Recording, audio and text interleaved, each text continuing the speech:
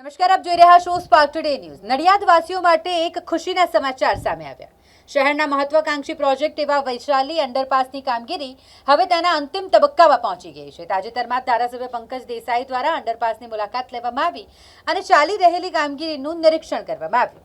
Railway track નીચેથી pushing પદ્ધતિ દ્વારા ગટરના ભાગને ખસેડવાની અને સેટ કરવાની જટિલ કામગીરી અત્યારે પૂરજોશમાં ચાલી રહી છે।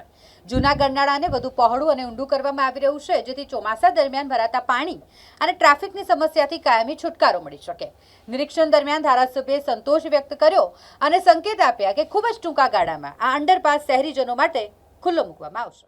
જેની આપણે આતુરતાથી રાહ જોઈ રહેલા એવા વૈશાલી અંડરપાસનું અત્યારે કામગીરી ચાલુ છે અને એની અંદર હવે 8 કરોડ ને 65 લાખનું આ જે કામ હતું એમાં મેઇન જે પોર્શન છે, આ જે પુશિંગ કરીને અને અંદર લઈ જવાનો એની કામગીરી અત્યારે ચાલુ છે અને રેલવેની નીચે આ ભાગ આખો જવાનો છે અને અત્યારે રેલવે પણ ચાલુ છે।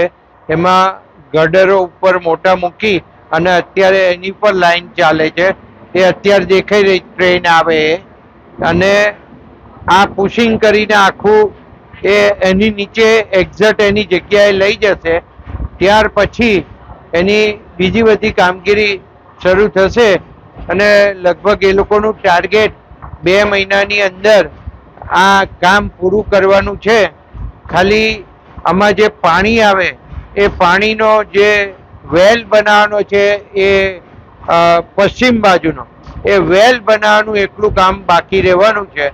બાકીનું બધું લગભગ કામ પૂરું થઈ જશે એટલે ટૂંક સમયની અંદર આ વૈશાલી અંડરપાસ છે એ 11.5 ફૂટની હાઈટ વાળું આ અંડરપાસ બનશે એટલે આમાંથી મોટા વ્હીકલ પણ પાસ થઈ શકશે અને જે પશ્ચિમનો આખો વિસ્તાર છે એને આખું ફરીને ઓવરબ્રિજ ઉપર જવું પડે છે એ બંધ થઈ જશે અને પ્રજા અહીંથી સીધી સિટી બાજુ પૂર્વની અંદર જઈ શકશે।